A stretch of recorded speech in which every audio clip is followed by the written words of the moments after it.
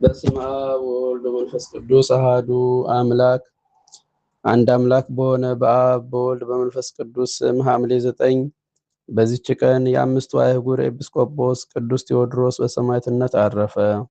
ዲዮቅልጥያኖስም በካህደና ጣዖትን ባመለከ ጊዜ ምዕመናንን ያሰቃዩአቸው ዘንድ መኳንንትን ወደ ሀገሮች ሁሉ ላከ። ለጣዖትም እንዲሰግዱ ያስገድዷቸው ነበር። ስሙ ፍላጦስ የሚባል አንድ መኮንንም ወደ አፍራቅያ ሀገር መጣ። በዚህም ቅዱስ ለቤተ ክርስቲያን ወገን መምህር እንደሆነ ነገር ሰሩበት። መኮንኑም ወደ እርሱ አስቀርቦ ለአማልክት እንዲሰዋ አዘዘው። ቅዱሱም እንዲህ ብሎ መለሰለት፣ ሰማይና ምድርን የፈጠረ አምላክን ትተን ጣዖት ማምለክ አይገባንም።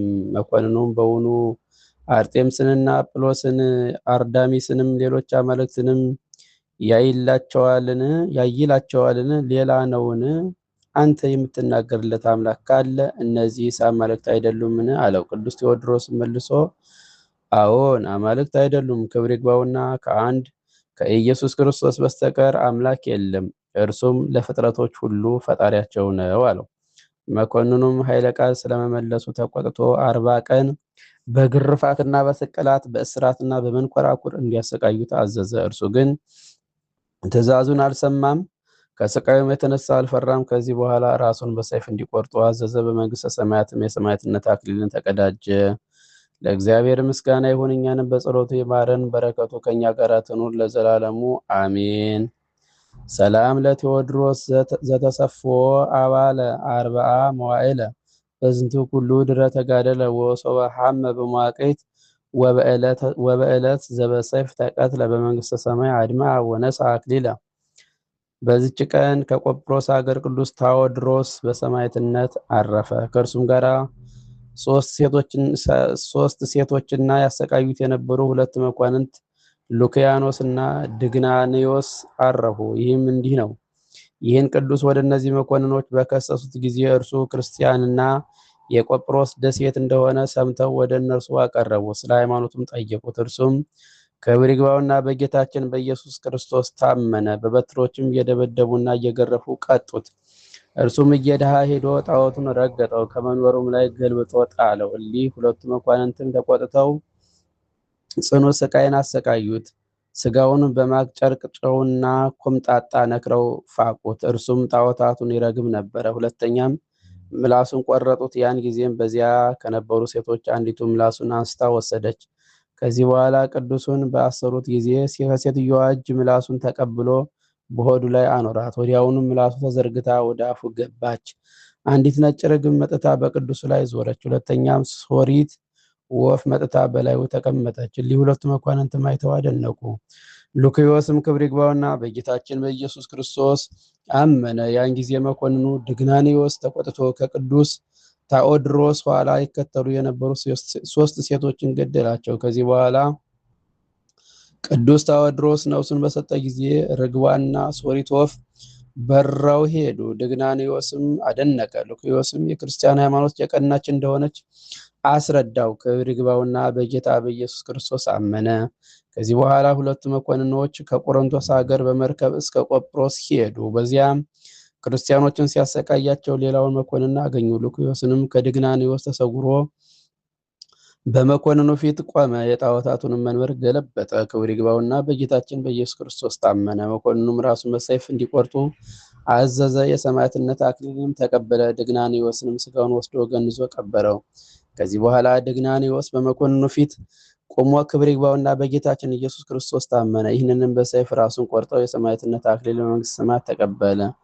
ለእግዚአብሔር ምስጋና ይሁን፣ እኛንም በከበሩ ሰማዕታት ጸሎት ይማረን፣ በረከታቸው ከኛ ጋር ትኑር ለዘላለሙ አሜን። ሰላም እብል ለታዎድሮስ ጽዑር ዘዘበጥወ በበትር ወዘፈሐቁ ቁስሎ በአጽርቅተ ጸጉር ወሰላም ለክሌ መኳንንተ ጥበብ ወምክር ወምስለ ሰላስ አንስት ዝሎቱ ማህበር።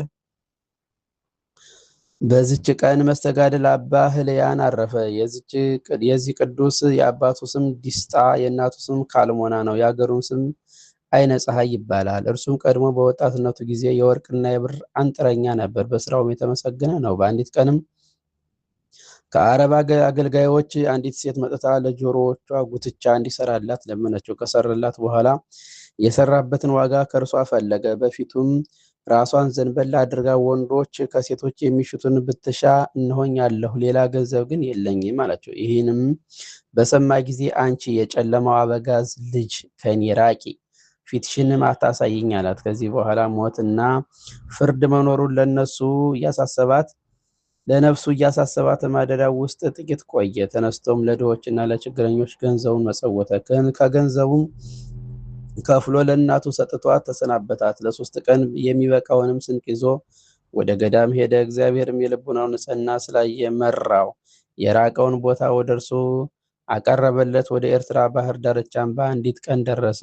ቆሞ ሳለም ነጭ ልብስ የለበሱና እንደ ፀሐይ የሚያበራ መስቀልን የተመረኮዙ 3 ሰዎች ተገለጡለት። አነቁትና ከእሳቸው ጋር ወሰዱት። ወደ አትክልት ቦታም በደረሱ ጊዜ በትርና የዕንቁ መስቀል ሰጡት። በዚያም በአንድነት ጸለዩና ሰገዱ። ከሰገደበትም ራሱን ቀና ባደረገ ጊዜ ከእርሳቸው ያገኘው አልነበረም። በመለየቱም አዘነ፣ አለቀሰም። ከዚህ በኋላ ከአትክልት ቦታ ቅጠል እየበላ ውሃም ከእርሷ እየጠጣ ኑሮውን በብሕትውና አደረገ። ወደ ቦታዎችና ወደ ዋሻዎች ለመሄድ የፈለገ እንደሆነም በትረ መስቀሉ ታበራለት ነበር። የረዘመውንም መንገድ ተጠቀልልለት ነበር። ልብሱም ከእነዚያ ዛፎች ቅጠል ነበር። የተረገመ ሰይጣንም ተጋድሎን ባየ ጊዜ ሰው ተመስሎ ወደ ክፉዎች ሰዎች ሄደ። እንዲህም ብሎ ነገራቸው፣ በገሌ በረሃ የተሰወረ ገንዘብ አለ፣ የሚጠብቀውን ከያዛችሁት ታገኛላችሁ። ወደዚያ ወንዝ ማዶም መርቶ አደረሳቸው። በደረሱም ጊዜ መሻገሪያ መንገድ አጡ። እጅግም ተጠምተው ነበርና ውሃውን እያዩ ወደ ውሃው መድረስ ተሳናቸው። ሁለተኛም በሚያስፈራ ዘንዶ ተመስሎ ቅዱስ ሕልያንን ውሃ ሲጠማቸው አንተ ለባልንጀሮችህ እንዴት አትራራም? እንዴትስ ውሃ አታጠጣቸውም? አለው። በዚህ የሚይዙት መስሎት ነበርና ለቅዱስ ሕልያንም በአውሬ አንደበት እግዚአብሔር የዘለፈው መስሎት ውሃ ቀዳላቸው። ያጠጣቸውም ዘንድ ተሻገረ። እነርሱም ድሃነቱን አይተው ራሩለት፣ ልብስ ሊሰጡትም ወደዱ። እርሱ ግን አልተቀበላቸውም፣ ወደ በዓቱም ተመለሰ። ሰይጣንም ተተንኩሎ በከሸፈበት ጊዜ በደጋጎች መነኮሳት ተመሰለ። ሊያስቱትም ወደ እርሱ ሄዱ። በመስቀል ምልክትን በማተበ ጊዜ አፍረው ተበተኑ። የእረፍቱን ሰዓት በቀረበ ጊዜ ቀድሞ ተገልጸውለት የነበሩ እነዚያ 3 ሰዎች መጥተው ገድሉን ጻፉ። ባረፈ ጊዜም ቀበሩት። ለእግዚአብሔር ምስጋና ይሁን፣ እኛንም በዚህ ጻድቅ ጸሎት ይማረን ለዘላለሙ አሜን።